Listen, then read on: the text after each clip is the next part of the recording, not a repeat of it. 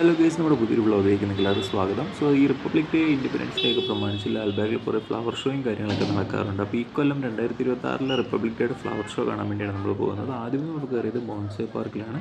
Bonsai park എന്ന് പറഞ്ഞാൽ എപ്പോഴും തന്നെ ലാൽബാഗിലുള്ള ഒരു ഇതാണ്. അതായത് നേരെ കയറി ചെല്ലുന്ന ഒരു എൻട്രൻസിൻ്റെ റൈറ്റ് സൈഡിലായിട്ടായിരിക്കും ബോൺസൈ പാർക്ക് വരുന്നത്.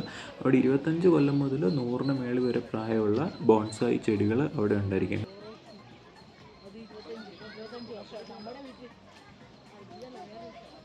ഈ ഫിഷസ് മിക്രോ കാർപ്പന 30 കൊല്ലമായിട്ടുണ്ട്. 45 വർഷം ക്രിംസൺ ബോട്ടിൽ. 80 വയസ്സ്. ഇതൊക്കെ കണ്ടപ്പോൾ ആദ്യമേ നമുക്ക് ഒത്തിരി കൗതുകം തോന്നി. ഇത്രയും ചെറിയത് 45 വർഷം എന്നൊക്കെ പറഞ്ഞിട്ട് കുറച്ച് കഴിഞ്ഞപ്പോഴാണ് നമ്മൾ കണ്ടത് 100-120 വർഷങ്ങളുള്ള ഇത്രയും ചെറിയ ബോൺസൈസൊക്കെ അവിടെ ഉണ്ടെന്നുള്ളത്.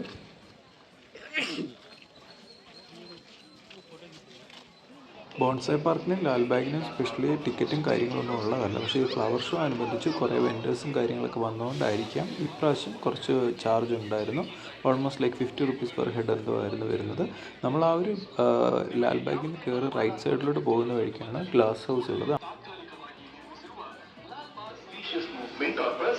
Kindly report the same immediately to the Lal Bagh outpost. Take care of senior citizens and children who have come along. In case of any adverse event, kindly report the same to the police control room located at the glass house.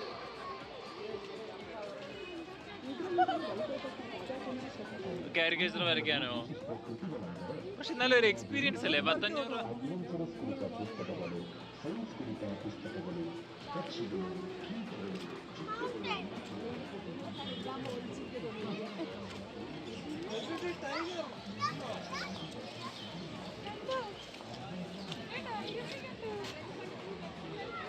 അവിടെ ഈ കാണുന്ന ഈ ഒരു ടൈഗേഴ്സൊക്കെ already എല്ലാ ടൈമും ഉള്ളത് തന്നെയാണ്. പിന്നെ ഫ്ലവർ ഷോയുടെ അത് മെയിനായിട്ട് വരുന്നത് ആ ഫ്രണ്ടിൽ കുറച്ച് ഫ്ലവേഴ്സ് വെച്ചിരിക്കുന്നതും ഇനിയും കാണുന്നതുമാണ്. ഇനിയും കാണുന്നത് കുറേ ആനിമൽസിനെയൊക്കെ ഫ്ലവേഴ്സിൽ ചെയ്ത് വെച്ചിട്ടുണ്ട്. ഇപ്പോൾ ആ കാണുന്ന എലിഫൻ്റ്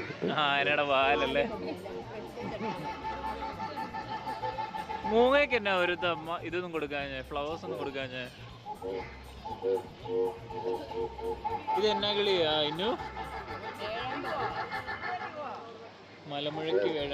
ഇതിൽ മഴമുഴക്കി വേഴാമ്പലിൻ്റെ ഒരു സൗണ്ടും ഇങ്ങനെ ഇട്ടിട്ടുണ്ടായിരുന്നു. അതിൻ്റെ ആ ഒരു വണ്ടിയാണെങ്കിൽ ഫുള്ള് ഡെക്കറേറ്റ് ചെയ്തിരിക്കുകയാണ് പൂവൊക്കെ വെച്ച്. കുറേ വണ്ടും കാര്യങ്ങളും ഒക്കെ ഉണ്ട്. കുറേ ഡിഫറെൻറ്റ് വെറൈറ്റി ചെടികളും കാര്യങ്ങളൊക്കെ പറ്റി മനസ്സിലാക്കാൻ സാധിച്ചു. അവിടെ നമ്മൾ കുറച്ച് ഫോട്ടോ എടുത്തതിന് ശേഷം നമ്മൾ ഗ്ലാസ് ഹൗസിലൂടെ നടക്കുവാണ്.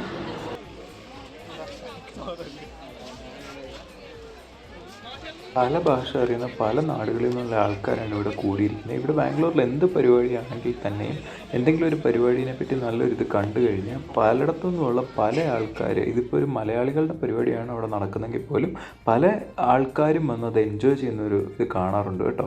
ആരെയും അങ്ങനെ ഒഴിച്ച് മാറ്റി നിർത്തുന്ന ഒരു ഇതേ കണ്ടിട്ടില്ല. അതിൻ്റെ ഒത്തിരി വെൻഡേഴ്സിനും കാര്യങ്ങൾക്കും ഒക്കെ ഇവിടെ കച്ചവടം നടത്താനും ഒത്തിരി ജനക്കൂട്ടവും എല്ലാം നമുക്ക് എപ്പോഴും എല്ലാ പ്രോഗ്രാംസിനും നമുക്ക് ഫീൽ ചെയ്യാറുണ്ട് കേട്ടോ. നല്ല ഭംഗിയും നല്ല വൃത്തിയുമായിട്ടാണ് എപ്പോഴും ലാൽബാഗും ഇവിടുത്തെ മറ്റതുപോലത്തെ കബൺ പാർക്കും എല്ലാം അവർ കീപ്പ് ചെയ്ത് മെയിൻറ്റെയിൻ ചെയ്യുന്നത്. നല്ലൊരു ജനക്കൂട്ടം തന്നെ ഉണ്ടായിരുന്നു കേട്ടോ ആ ഒരു പരിപാടി കാണാൻ വേണ്ടി. നമ്മൾ മെയിൻലി ഗ്ലാസ് ഹൗസിനകത്തോട്ട് കയറിയില്ല. അത്രയും തിരക്കുണ്ടായിരുന്നുകൊണ്ട് നമ്മൾ അതിനകത്ത് കൊച്ചുമൊക്കെ ആയിട്ട് പാടുപെടുമല്ലോ എന്നോർത്ത് നമ്മൾ കയറിയില്ല അങ്ങോട്ട്. ഇഷ്ടം പോലെ ഡിഫറെൻറ്റ് വെൻഡേഴ്സിനെ നമുക്ക് അവിടെ കാണാം. പാനിപ്പൂരി, സമോസ, ഐസ്ക്രീംസ്, അങ്ങനെ ഇഷ്ടം പോലെ വെറൈറ്റി വെൻഡേഴ്സും കാര്യങ്ങളൊക്കെ ഉണ്ട്. അവർ പുറത്ത് കാണുന്ന ഒരു ആനയുടെ തുമ്പിക്കൈ പോലുള്ള ഒരു സംഭവം മാത്രമേ ഉള്ളൂ. നമ്മളവിടെ ഉള്ള ആൾക്കാരോട് കുറച്ച് പേരോട് ചോദിച്ചു. പിന്നെ ഇവിടെ ഒരു ഹെൽപ്പ് ലൈൻ ബൂത്ത് ഉണ്ട്. കാരണം ഒത്തിരി ആൾക്കാർ ഈ കൂട്ടത്തിൽ മിസ്സാവുന്നുണ്ടായിരുന്നു കേട്ടോ. ഒരു കുട്ടിയുടെ ഒരു കഥ നമ്മളവിടെ കേട്ടിട്ട് കഥ ആളെ തിരിച്ച് കിട്ടിക്കാണുമായിരിക്കും. എന്താണെങ്കിലും അത് കേട്ടിട്ട് നമുക്ക് ഒത്തിരി സങ്കടമായിരുന്നു. ഇതുകൊണ്ട് എങ്ങോട്ടേയും നോക്കിയാലും ഭയങ്കര ജനക്കൂട്ടമാണ്. ആ ഒരു ഗ്ലാസ് ഹൗസിനകത്തോട്ടൊക്കെ ആണെങ്കിലും കയറാൻ എന്ത് ആൾക്കാരൊക്കെയാണ്. അവിടെ അവർ ഉണ്ടാക്കി വെച്ചിരിക്കുന്ന ആ ഒരു മലയും കുറേ കാര്യങ്ങളൊക്കെ ഉണ്ട്. കുറേ ഡിഫറെൻറ്റ് ചെടികളും കാര്യങ്ങളൊക്കെ ഉണ്ട്. എൽസോ അത് എൻജോയ് ചെയ്യാൻ വേണ്ടി അത്രയും ഒരു പ്രായമാവാത്തതുകൊണ്ടും പിന്നെ ഇത്രയും നമ്മൾ ആ ഒരു സ്റ്റാമ്പേഡിനകത്ത് പോയി പെടണ്ടല്ലോ എന്നോർത്തുകൊണ്ടാണ് നമ്മൾ പിന്നെ അങ്ങോട്ടേക്ക് കയറാഞ്ഞത്. പിന്നെ നമ്മളൊരു വെൻഡേഴ്സിനെ തപ്പിയെടുത്ത് കുറച്ച് ഭക്ഷണ സാധനങ്ങൾ വാങ്ങി. കുക്കുംബറും കുറച്ച് പേരയ്ക്കായും ആൻഡ് അവിടെ ബാംഗ്ലൂരിൽ മറ്റൊരു സ്പെഷ്യൽ സ്പൈസസും ഉപ്പും മുളകും എല്ലാം കൂടി ഇട്ടിട്ട് നമുക്കൊരു സാധനം കിട്ടും. അതൊരു സാധനം തന്നെ എൻജോയ് ചെയ്യാൻ നല്ല ടേസ്റ്റാണ് കേട്ടോ. നമ്മളത് എടുക്കുമ്പോൾ കുറേ എണ്ണമൊക്കെ താഴെ പോയി, പക്ഷേ എന്നാലും നമ്മളതെടുത്ത് പിന്നീട് വേസ്റ്റ് ബോക്സിലൊക്കെ ആക്കി. ആൻഡ് ഇവിടെയൊക്കെ പ്ലാസ്റ്റിക് ഭയങ്കര നിരോധനവും കാര്യങ്ങളൊക്കെയാണ്. അതുകൊണ്ടാണ് ഇത് ഇത്രയും വൃത്തിയായിട്ട് ഈ സ്ഥലം കിടക്കുന്നത്. അതുകൊണ്ട് നമ്മളിപ്പോൾ ഒരു ഐസ്ക്രീമൊക്കെ വാങ്ങിയാൽ പോലും അതിൻ്റെ എല്ലാം പ്ലാസ്റ്റിക്കിൻ്റെ ആ ഒരു പാർട്സ് എല്ലാം എടുത്ത് അവരുടെ ബോക്സിൽ ഇട്ടിട്ട് ഐസ്ക്രീം നമുക്ക് നേക്കഡായിട്ട് മാത്രമേ നമ്മുടെ കയ്യിലോട്ട് തരുള്ളൂ കേട്ടോ. ഒരു ബൈറ്റ് എടുക്ക്, ബാക്കി എടുത്തോളാം നമ്മള്. വേണ്ട, ഒട്ടും വേണ്ട. രണ്ടും എടുത്തോ, ബൈറ്റ് എടുക്കാം.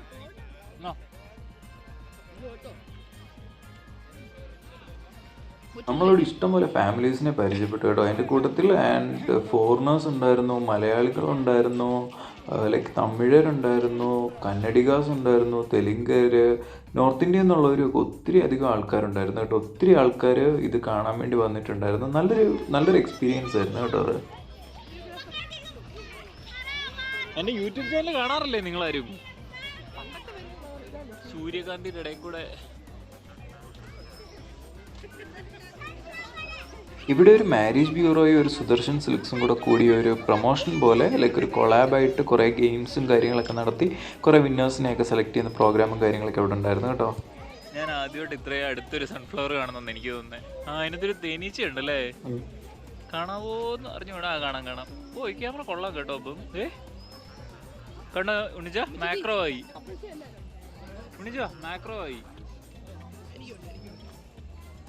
ഓക്കെ, നമ്മുടെ വിവോയുടെ എന്തോ ഐക്യൂവിൻ്റെ ഇതുണ്ടോ. പിന്നെ ഞങ്ങൾ ഫോണിൻ്റെ കുറച്ച് കാര്യങ്ങളൊക്കെ പറഞ്ഞ് റിവ്യൂ പോലെ കുറേ കാര്യങ്ങളൊക്കെ പറഞ്ഞും പോയി.